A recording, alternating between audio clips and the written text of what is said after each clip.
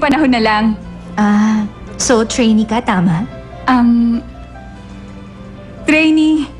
Tama. Ganun nga. At total, tinulungan mo na rin ako dito. Baka pwede na rin na humingi ng konting pabor. Anong pabor? Kasi gusto ko sanang ma-interview si Chef Lee. Gagawa kasi ako ng isang article tungkol sa kanya at sa estilo ng kanyang pagluluto. Siya nga pala. Dito ko na lang siya pinaghintay. Teka, yan. Okay na. Kinakabahan ako eh. Okay lang ba yung ayos ng buhok ko? Okay.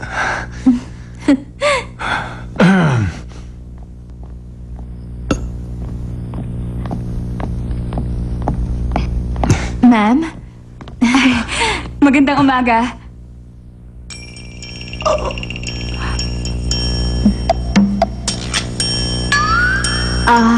Magkakilala na kayo? Medyo. Parang ganun na nga. Reporter ka, sabi mo? Oo naman, no? Hindi nga lang sa dyaryo. Akala ko ba may column ka? Meron nga. Sa internet nga lang. At napaka-popular ng site ko na yun, ha? Akala mo ba? Alam mo, kung may plano ka maging tunay na reporter, pag-aralan mo munang iwasan ang panloloko ng tao.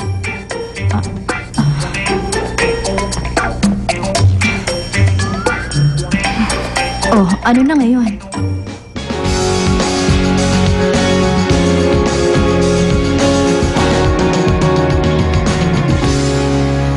Ang mga porselanang yan ay para sa ikalawa ninyong pagsubok. Gagawa kayo ng pagkain na naayon sa ganyang kalidad. Alam ba ninyo na ang mga yan ay ginawa mismo ng kanyang mga kamay? At hindi lamang yon, ginawa niya talaga yan para sa inyo. Kahit nasasaktan, malapit pa rin sa'yo't nagmamahal. Sa budget kaya hindi makaparty ang Kapuso Mong Show.